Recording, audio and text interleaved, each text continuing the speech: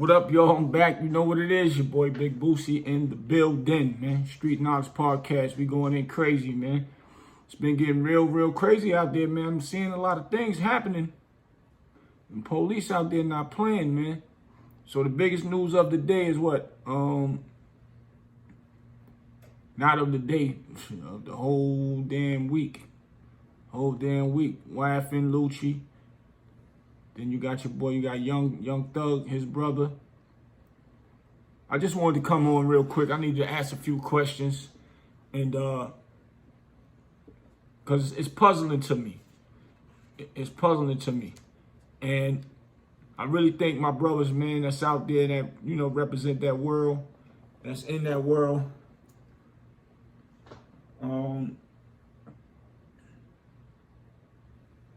that's following that path of everybody is a crew. And for some reason, I don't know, for some reason, they giving these Rico charges out now, and it seems like they ain't gonna stop, and it seems like it's getting worse. And they, as y'all know, they just offered YFN Lucci 20 years. That's an offer. And he, with doing 17 mandatory, and then think about parole.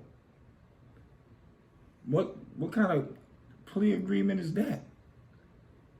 Like I said, the mob normally, the Italian mob, I think the Rico law was created because of how they was moving and real strategically. So in the underworld, so they created a law to actually tear down those organizations, which that's what it's looking like they doing with Young Thug and, you know, YFN Lucci and whoever else that they got out there. So my thing is this, what I wanted to talk about. What y'all think about that, man? Drop some more comments down there and let me know what y'all think about it. Due to the fact of is being a gang member really equal to the Rico law? The way the mob was doing things, they was getting money. They was, you know, that laundering, racketeering and all that. Opposed to rappers, they getting money, but they getting paid legal money. It's not legal drug money. It's not illegal extorting people money. So I guess they, you know, the government or the state, whatever, would add in, they getting legal money, but some murders and things is happening and they telling on each other. I'm just still saying, what makes it Rico?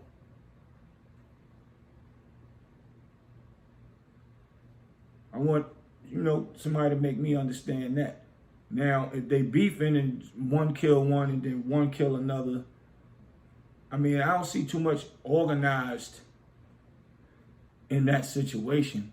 But just because a lot of, you know, they hang together every day as a team, because most rappers have a team with them all the time, every day. But just because that one rapper out of the group do certain things, might have one other with him or two other people with him doing certain things, is that really like an organized crime situation? But maybe I just don't know all the facts.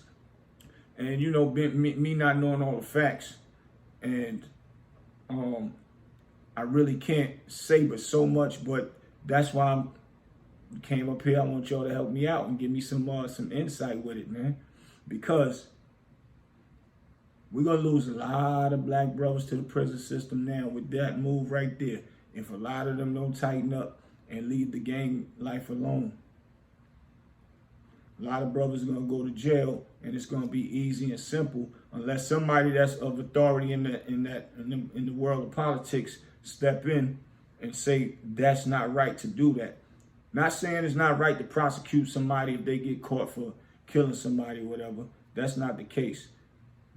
Not supposed to be doing that at all. But I'm just saying, does it equal up to the reason of the Rico being created, the Rico law being created? Because just offering somebody 20 years, that's crazy. I'm going to dig a little more into the case and do a lot more research and to see what's going on with that situation so we could dissect that just to see, because we can't sit around and keep watching the tabloids and all this social media stuff about, these brothers getting tore down and nobody really trying to help them. We too busy watching and some smiling like it's funny, and some just watching just to be watching because people is nosy. And it ain't cool, but we're not watching to really actually make sure that they get a fair trial. That's what we need to be doing, making sure that our people is getting fair trials. Fair opportunity, because it's still innocent until proven guilty. It's still, he's sitting in jail, and it's him against the state or him against the government. So when we make noise about people getting killed illegally by the hands of police, we need to make noise about people getting locked up illegally by the hands of police. Don't sit back and act like, oh, maybe he was doing this, maybe he was doing that. Why that have to be in our mental, and not thinking that the police doing something wrong to one of our people and nobody stand up and help? Now it's out of sight, out of mind. If they ain't in front of you, you don't care. You out here living life, chilling, having fun. But if it was one of your own, how would you feel? If it was your son, if it was your daughter, how would you feel? So I'm just only speaking on some things that just sound kind of crazy to me. Like I said, I don't know. 20 years though to offer somebody, and they saying the people got the gun that's in his case or whatever. So, but to offer somebody 20 years, and did they prove a murder yet? So we're gonna see. I just wanted to touch on that real quick, but I'm gonna do some research and find out, because I don't think that's right. But whoever know y'all seeing this right here, send some comments down there and send me in the right direction. Only serious inquiries only, man. Don't just be talking to be talking. I don't want to gossip. I want to see what's really going on so we can spread the word, spread some real informative information, because our youngsters out there is losing their lives. And what's sad is once they become successful is when they want to be out there with the rough and tough stuff, man. The rough and tough stuff, we did that years ago. Nobody don't want to do that no more. And if we were smart back then, we wouldn't have did it. But things is a little different now. It's easier for y'all to make money. All that social media stuff wasn't going on back then. So many easy ways to make $1. It wasn't expendable back then. Now, so many easy ways to make money online. You don't have to kill each other. And you're selling your music easier online than just selling how the records were sold back in the days. It's way easier now. Sit in your house and make money all day. But you gotta work hard. But going out there thinking about killing somebody every day you wake up, worried about not being killed every day you wake up, do that make sense? And to be honest, I don't think none of y'all young cats even care about when you wake up worrying about being killed or nothing. You worrying about being on point. I get it. So you won't be killed, which is still the same thing. But who want to wake up every day like that? Especially when you're on top of the world, when you are doing numbers out there, selling records, selling music, selling out arenas, selling out shows. When is the time to say, man, I ain't doing that no more. I'm gonna fall back. Because, do the math to it. Do it really add up right now? Because, look at YFN now. How long you been in there? 3-4 years? Maybe 5? However long you been in there, he ain't making no money. He's just spending money now. spending money on lawyers, spending money if he had to pay bills out there in the world while he's still in jail. When he come home, he's going to be back to square one. Everything that he fought for to be famous and make money, giving it all back to the government, to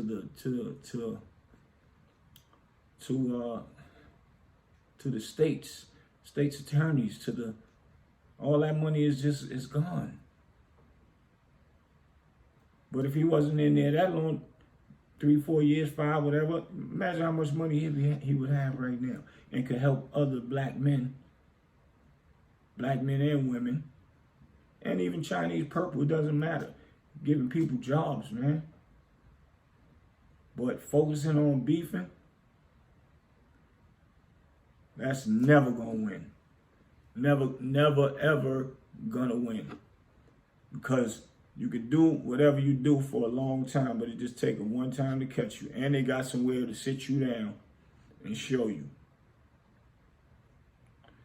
But hopefully, man, they would, he could get a better plea, get up out that situation. And I know him sitting in there, because half the guys I know that's sitting in there became much smarter, and they'd rather be doing basically what I'm talking about.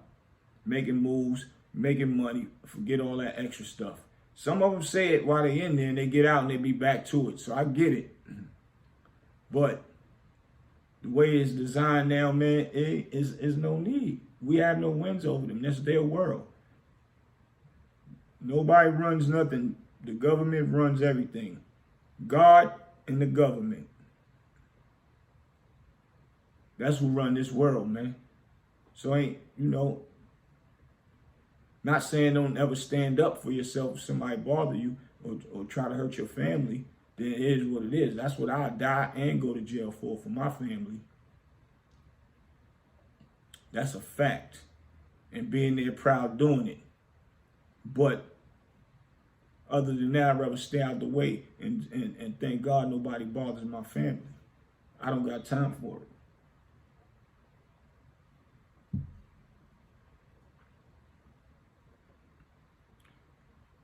Because it doesn't make sense, man. It don't add up when you do the math to the situation. And I know a lot of my friends that's in that world, in a great position in that world. If they wanted to wild out, they can. They ain't thinking about doing none of that. They might have started off young, or whenever they started, they are in it, but they not in it for those reasons now. They are in it. Well, I can't say why they are in it now, but I can say that they're not in it for confrontation. To create havoc. It is what it is. They out here trying to take care of their families, get a better life. And that's what it's all about. Take care of your family, having a better life. You can't help you a part of something. If you are, cool. But make it a positive being part of something. That's it. And it'll show them people that they're wrong about how y'all moving and what y'all doing. That's just the structure of life. Positivity. You can't never lose, even if you was a part of something. Because now they want to put you a part of something and call it evil.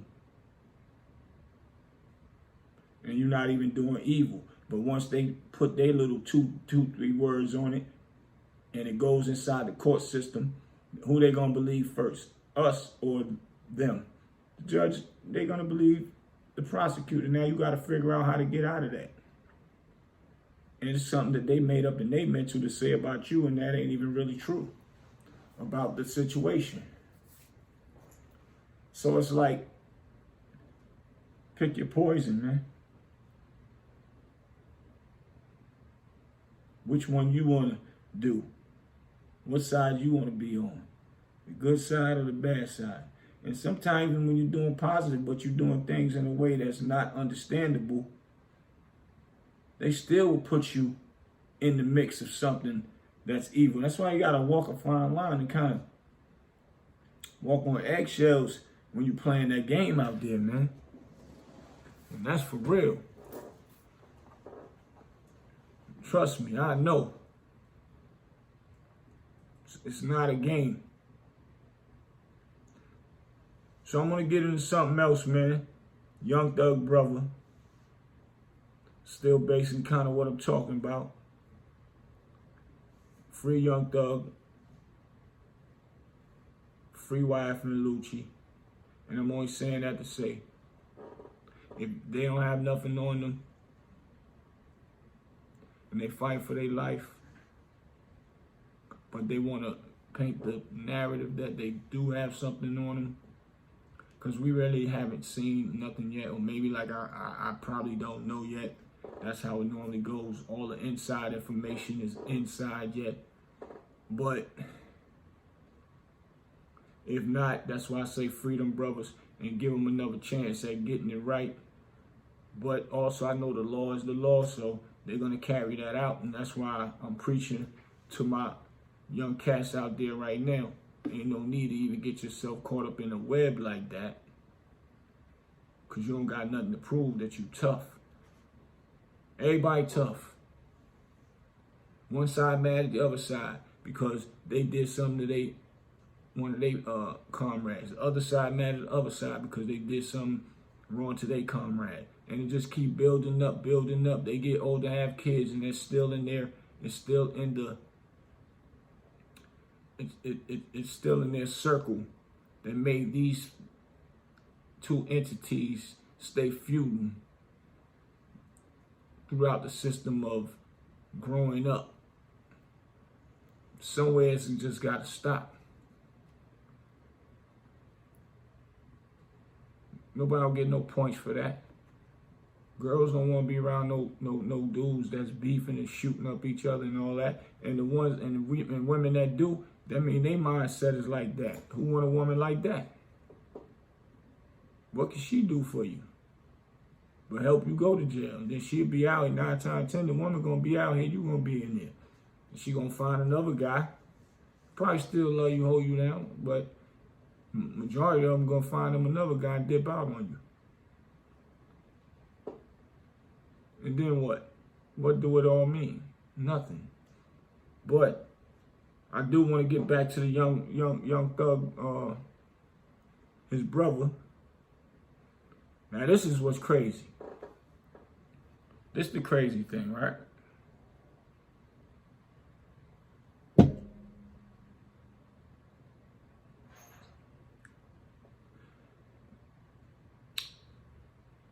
He get a chance to go home after this big YSL Rico charge.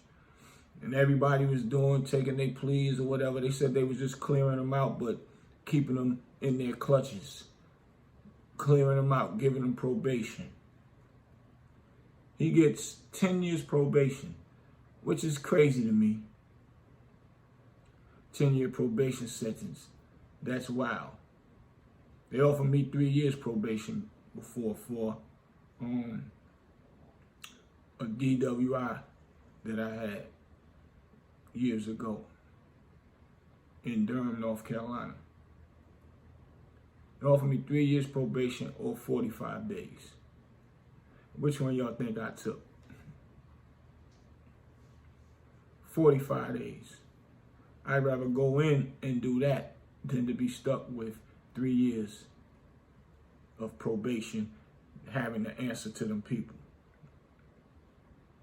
Especially knowing I'm in the industry and I'm running around, music, movies, whatever, parties, all the parties I was doing. And around that time, I had a club at that time as well. So I was really busy. I really didn't have time to answer nobody. But don't get it twisted. If you're in a position that you have to take probation, if it's for that long, extended amount of time, then that's different. But you just got to weigh your odds out. So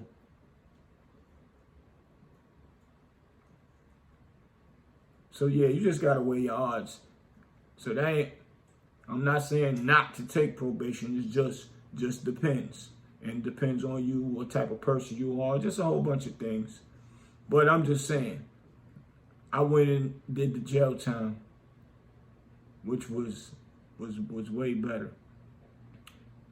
And so anyway, my thing with Thugg brother is he had 10 years probation. And whatever else they gave him. I'm just talking about the probation part. So he had 10 years probation. This was 6 months ago, I believe. And they let him go with stipulations of probation. Now all he had to do was do right and do his probation time and all that stuff. Why is he back sitting in front of that same judge that's handling the YSL case? Because he got caught with a gun in the car, pulled over, got out the car. The gun, the butt of the gun was hanging out. It was inside of the door. So when you open the door, the officer said when you open the door, well, the prosecutor asked him, how did you know that he had a gun in the car? He said, well, when he opened the door, the gun, butt of the gun, or the handle of the gun was hanging out. You know, when you down at the bottom where you could put papers and all that type of stuff, whatever, cups, your water.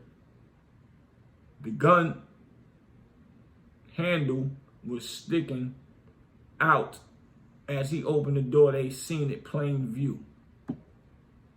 That's first of all, you're bugging. Why you got that in the door, open the door? See, you're not thinking. And I don't know what would make somebody think to put a gun in the door, knowing you gotta swing it open, and that's going to the public. It takes one person a quick glance to see it. I've seen it before. Me going to stores, people with their joints in there. And it probably was legal, but I've seen it.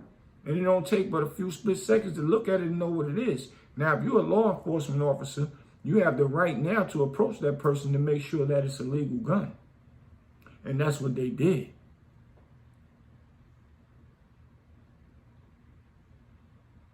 What would make you do that? That's first of all. Second of all, you're on probation for one of the biggest cases ever that's not over. Should know that they still is probably watching you, Gunna, and whoever else they let out. You don't got time to be moving around like that. See, that type of movement is always going to bring a team down. One person that's weak link thinking like that, always going to bring a team down. I'm looking at this brother on camera like, you back in court after 6 months that fast for a gun? So now I get it. I get it. I'm going to show y'all the reverse side to that. I wanted, I'm playing devil advocate. Because right now, at the end of the day, them boys was still at war or having beef out in the streets before the police came and round all of them up for that Rico. Right? So now, when they get out, I don't know homie's financial background and things of that nature. Young Thug brother I'm speaking about. I don't know his background as far as money or whatever. But when you still have war in the street, they don't care about you having no Ricos and no charges. They know you back in the street and they know where you at and can get to you. Or may see you going to the store, your regular local store. They gonna still get at you regardless. And see, that's the thing. When you got beef like that, and or things that's just still in the air with other rivals, you gotta still maintain how you was maintaining before you got probation. So now it's one or the two. You either chill, just stay low key, don't go nowhere, send somebody to go to the store for you because you know your name is too heavy out there.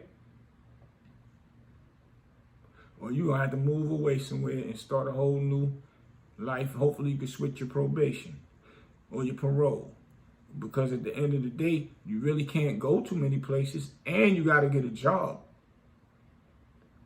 when you are on probation and parole.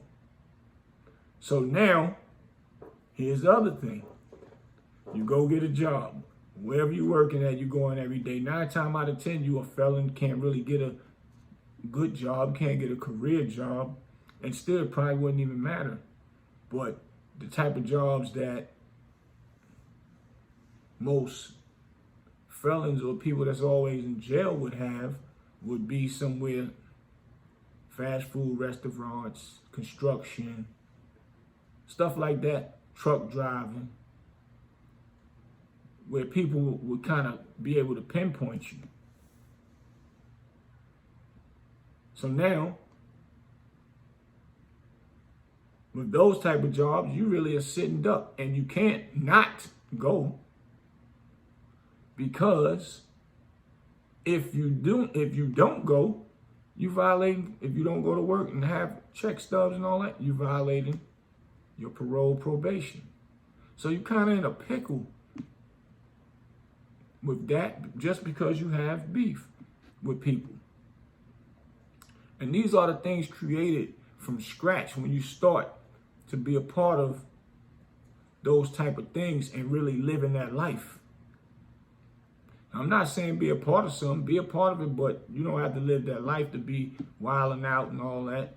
You know, you got Masons, you don't hear about them wilding out. Whatever organizations. You got a bunch of organizations where they do things together, but now you can't do nothing, but you in your mental, where we come from, we gotta have a gun just to protect ourselves. Which is still another thing in my mind, is if the gun was in the door, how is he protecting himself anyway? Because if it's in the door and they run down on him, how he gonna get to it? You in the store now. You gotta come get to this car to get it. So either way, he's slipping either way with the police and with the ops.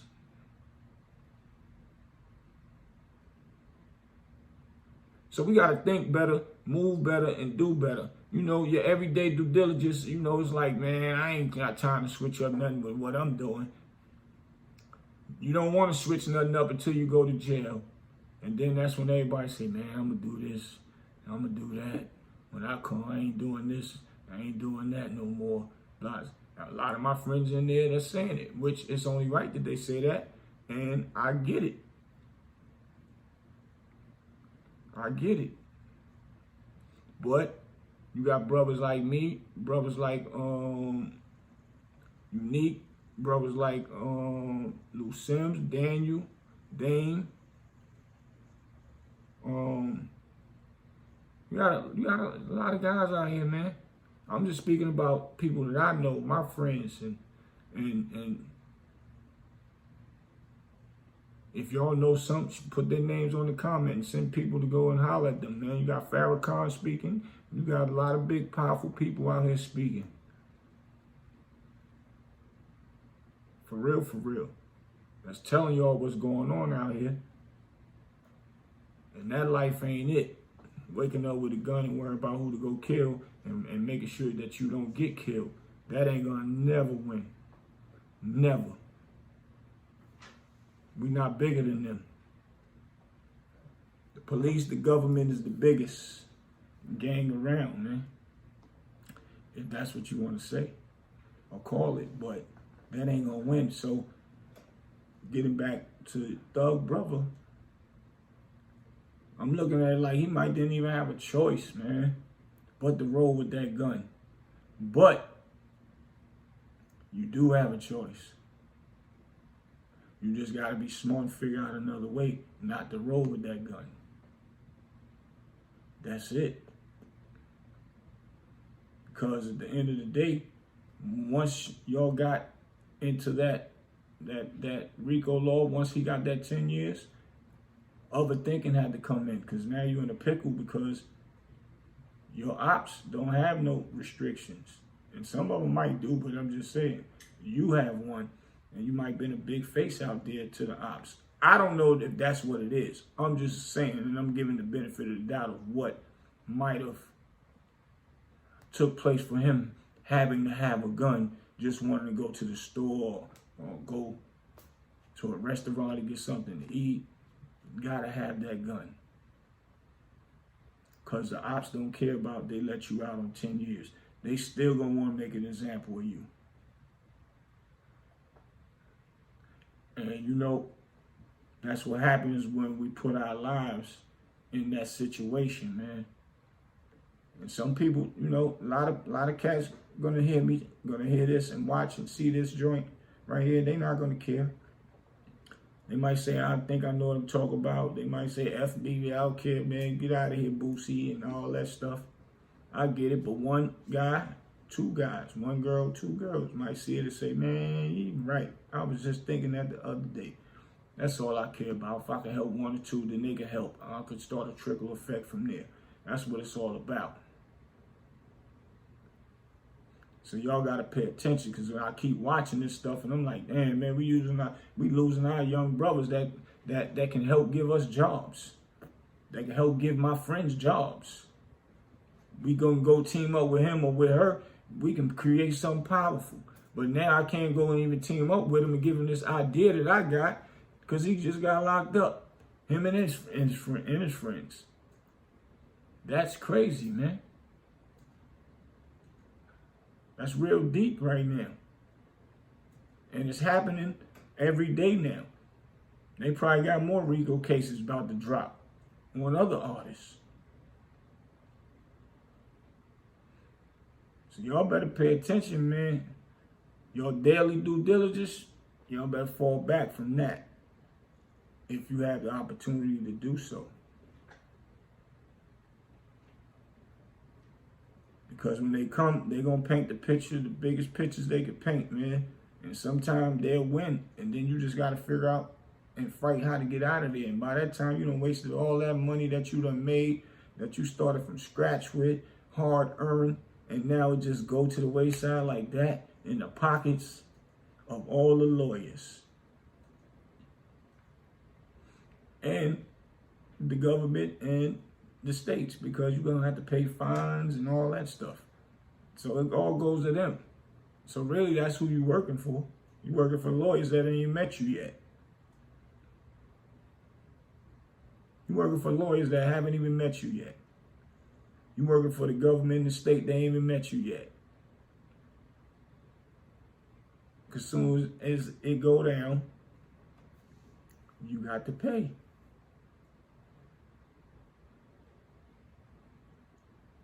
So busting them guns and showing that you tough and killing another black man, that's crazy. For no reason. That don't count out here. Nobody cares who busting their gun. Nobody cares who's tough. Everybody is not scared. So it's not going to add up. It's not going to match. He busting his gun. He busting his gun. He busting back at you. You busting back at him. Okay, now what? Who's smiling? When y'all go to jail, everybody on the internet get to look at it, talk about it, call you a snitch, he a snitch. Oh, he was a punk, he was this, that. Everybody on the internet talk about it. Internet making money off of y'all. Y'all in jail, one dead or both dead. Either way, what sense does it make? What do y'all get out of it? Do the math to that. And when I say do the math, write it all down. What do it mean? Nothing. So yeah, I'm going to do some research. I'm going to come back and holler at y'all about it and see what else going on. But I want to go into something else, man. Like I always say, I big my bro up, Dame Dash. Once again, that's somebody that looked out for me. So, people, like, they be going in on choke. Why you always talk about this person? Why you always talking about Jay-Z? Why you always talking about Dame? This, that. Because he was there. He was in that era. And, however he may feel. So, but mine's a little different. I want to talk about my bro and big him up. Because the things he done for me, I'm still rocking and rolling off of it. And I don't even talk to him all the time unless I need to. Period. But I'm gonna give them flowers while they're here, and I know he gonna be here for a bunch of years. All of us is, cause we've been rolling, and we blessed, for real, for real. So yeah, I just want to say something real good, cause he deserved the flowers for this. I don't want nobody to forget. So when he first came down in North Carolina with me and Jay Black, me and Dame, he put together the movie Honor Up. And why I want to talk about it is because when they was filming the movie, I had to shoot out. This is another thing about him. I came to New York. We was just going up there to holiday. He said, "Yeah, we shoot the movie. We upstate in the Catskills." Him, Cameron, and Daniel, OG Daniel, all of them was up there. And then they came, brought the crew back down to Harlem, and had to shoot Stacey Dash scene with OG Daniel and all that. He spoke about that in the Math Hoffer recently. So I get up there. Me and Black get up there. They got the big trailers out there. He spent $1 million to do this Honor Up movie, man. I ain't knowing. I'm just saying. I'm just coming in and getting adjusted. We got up there late. One thing he did say, man, y'all getting in this movie. He made sure I got it in the movie, got a shootout scene. But what he mostly did with the shootout scene, he made it, you could see how he slowed it down in slow motion. Had my scene how I'm just gunning back, everything was slow motion, and made it a memorable part. He didn't have to do that. I was around him when he was editing it and paying these big boy editors, and we did Music Moguls with Snoop Dogg,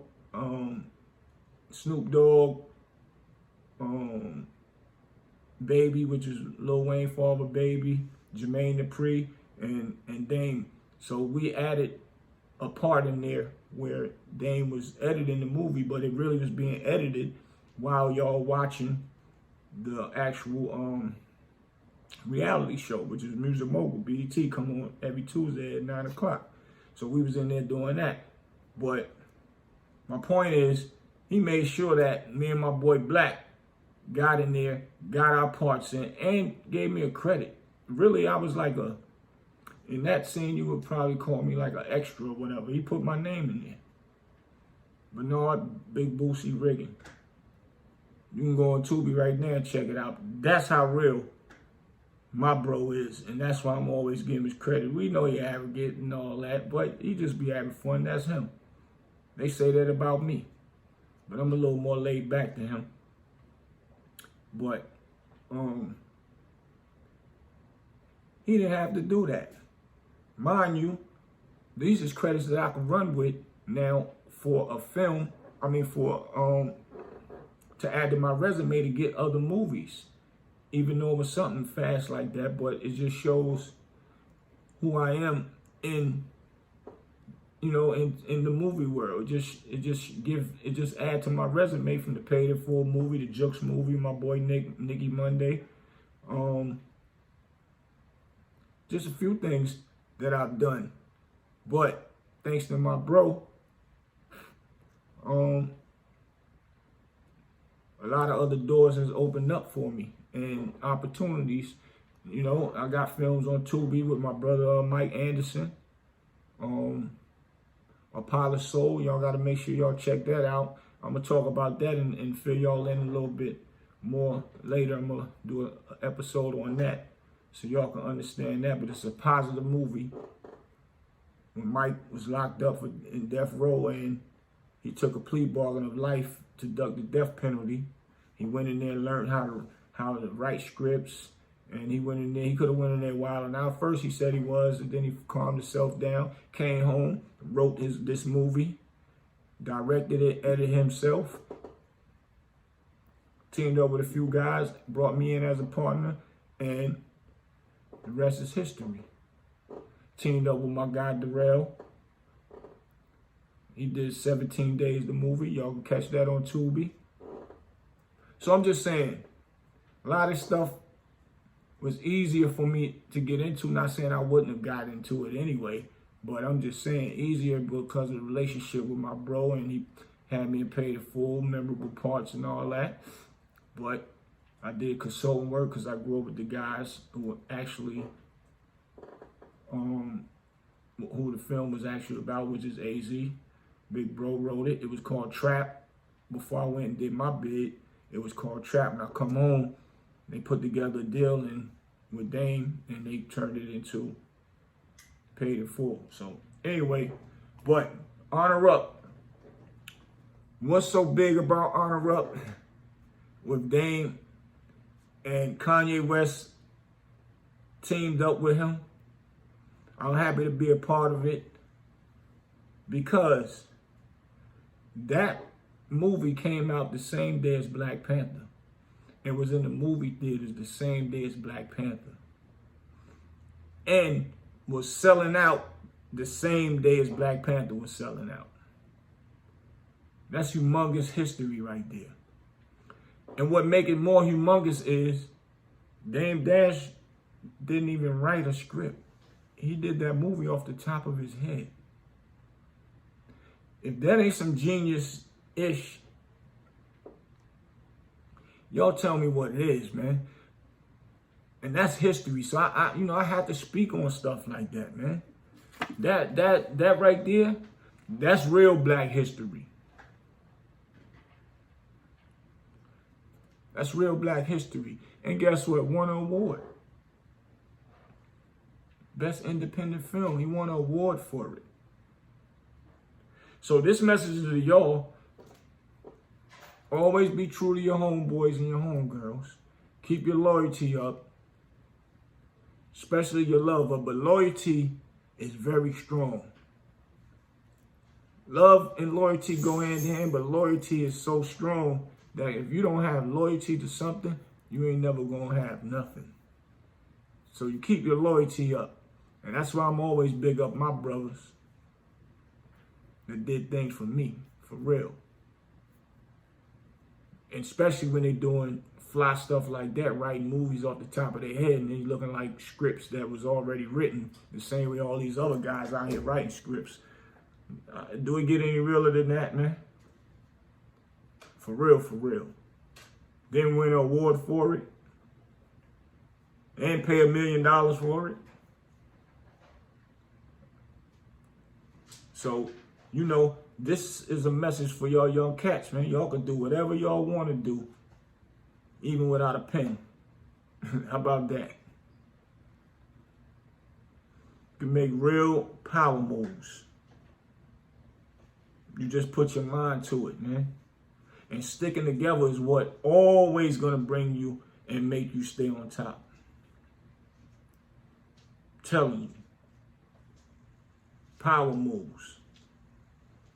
But yeah, I just wanted to bring that to y'all attention, man. One more time, Big Bootsie, I'm at it, man. I'm not stopping. I got some more things to do. Y'all ain't seen nothing yet.